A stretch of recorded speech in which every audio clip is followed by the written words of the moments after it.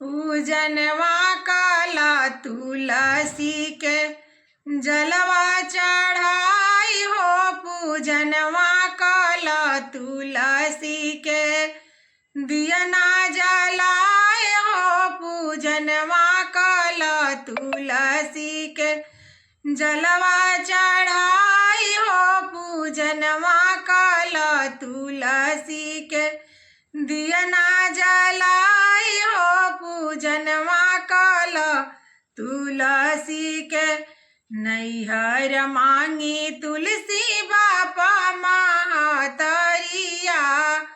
नैहर मांगी तुलसी बापा महातरिया। भाई एगो मांगिले, भाई एगो मांगिले डोलिया के सिंगार हो। पूजनवा काला तुलसी के दियना जलाई हो। पूजनवा काला तुलसी के जलवा चढ़ाई हो। पूजनवा काला तुलसी के ससुरा में मांगी तुलसी सास ससुर जी। ससुरा में मांगी तुलसी सास ससुर जी।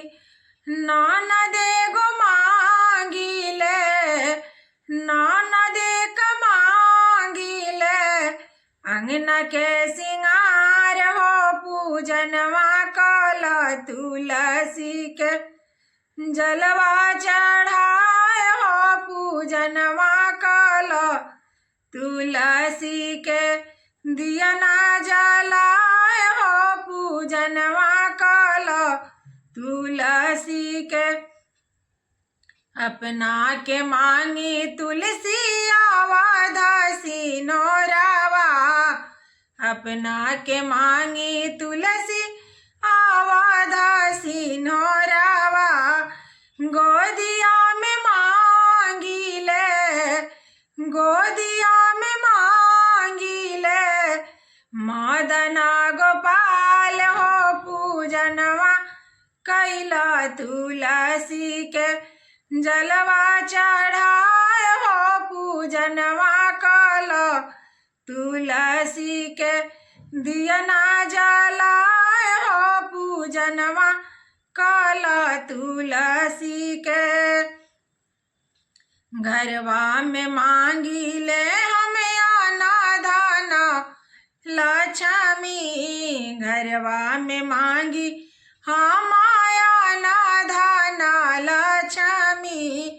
बड़े बड़े दानी हाई, बड़े बड़े दानी हाई तुलसी हमार हो। पूजनवा काला तुलसी के जलवा चढ़ाए हो। पूजनवा काला तुलसी के दियना जलाए हो। पूजनवा काला तुलसी के दियना जलाए हो। पूजनवा काला तुलसी के दूधवा चढ़ाए हो। पूजनवा काला तुलसी के।